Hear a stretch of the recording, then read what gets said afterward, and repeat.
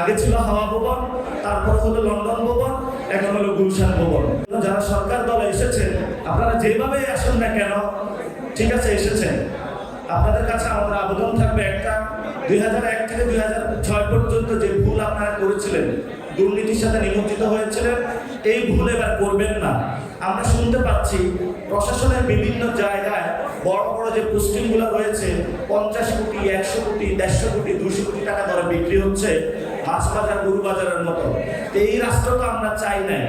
বাংলাদেশ ব্যাংকে এক সোয়েটার ব্যবসাকে নিয়ে আসা বসায় দিছে, যেখানে আমাদের সবচেয়ে বড় এই সময় হলো ইকোনমিক ক্রাইসিস।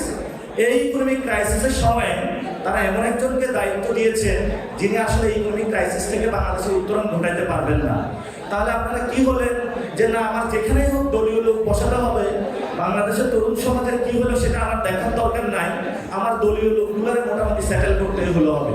আগে ছিল হাওয়া ভবন, তারপর হলো লন্ডন ভবন, এখন হলো গুলশান ভবন। তো একই পরম্পরাতে তারা আইসা সেই ভবনগুলো দখল দিয়েছে এবং বাংলাদেশে এগুলো রাজত্ব কায়েম করার চেষ্টা চালাচ্ছে। এখন তারা হলো, আমি গতকালকে তারেক রহমানকে বলেছিলাম, আমি বাসে যখন যাই বউ আইসা বলে ফ্যামিলি কার্ড দেন, তো ফ্যামিলি কার্ড কি আপনার শুধু 6 লাখ খুঁজে রাখছেন? এই জন্য আমরা তাদেরকে বলবো যে আপনি ঠিক আছে, যারা অসহায় মানুষ হয়েছে তাদের জন্য ফ্যামিলি কার্ড দিয়েছে, তা আমাদের তরুণদের জন্য আপনি কি করেছেন? স্টেটের কোনো প্যাকেজে তো আমাদের তরুণদের জন্য কোনো কিছু নাই। আপনাদের যে 31 দফা ছিল, সেখানে তরুণদের যে দফাটা ছিল সেটা আমরা আগেও বলেছিলাম এটা বোগাস একটা দফা। ইলেকশনের পর পর্যন্ত বাংলাদেশের 50% তরুণ, জীবন দিল তরুণরা, রক্ত দিল তরুণরা, তরুণদের রক্তের উপরে আপনারা ভর করে ক্ষমতায় গেলেন, ক্ষমতায় গিয়ে তরুণদের কথা ভুলে গেলেন। এটা হলো নিমকহারামি রাজনীতি।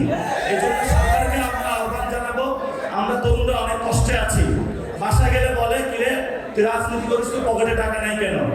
আবার এগুলো বাহিরে আসলে মানুষ বলে যে তোমাদের কাছে কি পাওয়ার আছে তোমরা আমাদেরকে দিতে পারবা, তোমাদেরকে ভোট দিয়েছি, ভোটটা তো হলো ডাকাতি করে নিয়ে গিয়েছো, ডাকাতদেরকে তোমরা কেন ধরো নাই? যেখানে যাই গার্লফ্রেন্ডের কাছে তরুণদের বলে তুমি আমাকে কবে বিয়ে করবা, তরুণ বলে যে আমার পকেটে টাকা নেই। ক্লাসের মধ্যে বিভিন্ন জায়গায় হলো ক্লাস শেষে আমরা বসে আছি, সেখানে হলো পড়াশোনা শেষ করি, চাকরিতে যাব, এই তুমি চাকরি করতে আসো, তুমি কি বিএনপির কোনো অঙ্গ সংগঠনে তোমার নামটা লিখিত আছে, তোমাকে আমি চাকরি দিতে পারবো না। এই যদি হয় তরুণদের অবস্থা, তাহলে আমরা তরুণরা কিভাবে বাংলাদেশটা ঠিক করবো?